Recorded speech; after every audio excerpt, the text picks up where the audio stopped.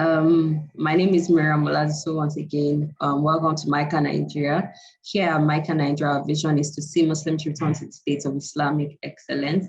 Some of the program we deliver include, but are not limited to, feeding the soul, creating a safe space, economic development, leadership and competency, capacity building, encouraging positive social interaction, and promoting passion for the team.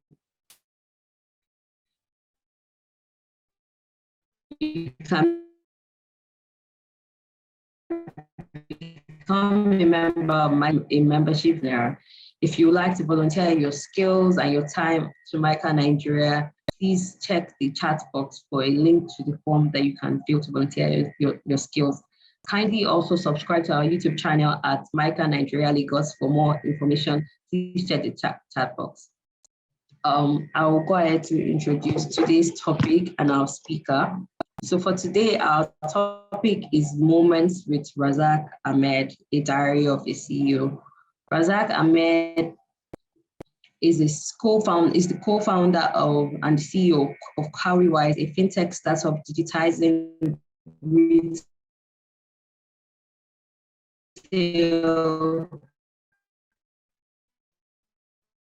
wealth manager and bagged first class in Nigeria. He has led Cowrywise to grow a team of 50 full-time staff, customer base of 600,000, and is backed by venture capital firms, including Kwana Capital, Y Combinator, Ventures, Souk, SHL Capital, Kairos 50 Ventures, and Catalyst Funds. In the course of his working career, he has worked with Mary Stem, Vetiver Capital Management, and Shell Petroleum Development Company. So welcome, Mr. Razaq Ahmed. We're very happy to have you here. Mr. Razaq Ahmed, are you still with me? Assalamu alaikum, sir. Yeah, welcome, sir. Yes, I'm here. Yeah. Okay, great. So now we'll just jump right into the questions. So the session will run for about 40 minutes. I have guiding questions that will just guide the conversation. So I'll read them out to you and then we'll take questions from the audience after. So the first question I have here is, what were your motivations and thought process when you created Cowrywise? Yeah. Okay, so I wouldn't say, first of all, thanks for having me here. It's always a pleasure interacting with a lot of people. So first of all, I wouldn't say there was a specific motivation per se.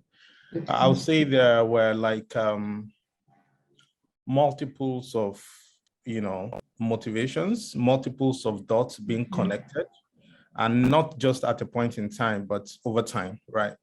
I can't remember any moments that, that occurred where I said, oh, Cowrywise, we're starting today. No, I'm not sure there was any moment like that. I think it was just, it was a process. And that process dates back to our time in school, right? So it was, the story goes thus. My co-founder and I attended the same school. We attended the same university, OAU. We weren't in the same department. I did economics while in school. He did computer engineering. But interestingly, his brother was in economics.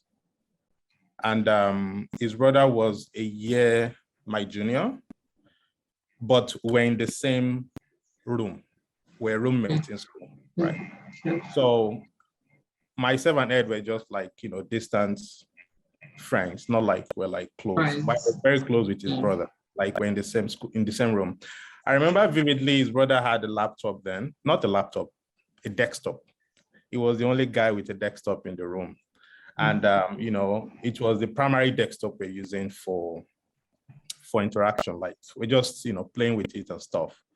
And the other interaction I had with Ed was during a program we're having in school then. So the program was called Student in Free Enterprise. It's currently called Enactus. It exists across Nigerian universities where students are usually challenged to come up with entrepreneurial ideas. And then they will execute the ideas, and then the expectation is that they will compile the economic impact of the execution, and then present the outcome of that to a panel of judges made up of primarily CEOs of companies. So I was leading the Nigerian, the OAU team at that point, and one of the projects we executed then was called WWW. It was Wealth, Wisdom, and Wealth, right? So the whole idea of the project was to encourage students to tap into the opportunities that internet provides. And I wasn't a tech person at that point. So we were looking for partners. GTB was our partner at that point, but we're also looking for a facilitator who will enable us, who will help us train the students and participants in the program. And Edward came handy because then he was the Nigerian IT ambassador. So it was just like the go-to person for the project. So he came in, he joined in the project, he facilitated the program. And so we've had a couple of interactions right from school, right? And he was a very respected person right in school because he was the second Nigerian IT ambassador after Glinda Sheson. So he was well known. So the project actually won a lot of awards, like the Coca-Cola African Foundation Awards, and so on and so forth. It was a well-executed project. So after that, we left school. I was with Meristem, Vetiva, and stuff. He joined InterSwitch as an infrastructure engineer, then African Advantage Telecoms, right? So the whole motivation boils down to one, past relationships, right from school. And then the second is our immediate work experience after school. So my immediate work experience was primarily in investment management. His own immediate work experience was in technology, right? FinTech, InterSwitch, and telecom, right? So the nexus, the connecting point was primarily how do we leverage telecoms as a distribution platform to make investment products available to mass markets, right?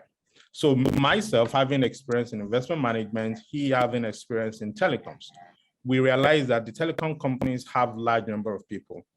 And of course, we got to understand that the investment management in Nigeria was still very shallow, being served to just 1-2% of Nigerian population, primarily because I work there, so I understand the number of people being served. So it was basically using the telecoms as a nexus between mass markets and investment products. And it made a lot of sense at that point because technologically it was possible, it was feasible, but it was just the commercial that didn't make sense because the telecom companies were asking for large percentage of the money that flows through that platform. Whereas the money is not ours, it's not revenue. The money is people's money. How do you want to get 20, 30, 40% of that? Where do we get the balance to give people back their money? So it was feasible technically, but it just didn't make economic sense. So we had to explore the options. And that's when we have this modern payment infrastructure. We have to explore card as alternative option to using telecoms, right? And then, the whole thing becomes history right now. So overall, there wasn't any primary motivation that would say, okay, this is the singular motivating factor. It was, a combination of so many things, right? The right partner, the right idea, the right experience, the right time to do that. Because if modern payment infrastructure wasn't available, it would have been extremely difficult to actually do what we're doing today.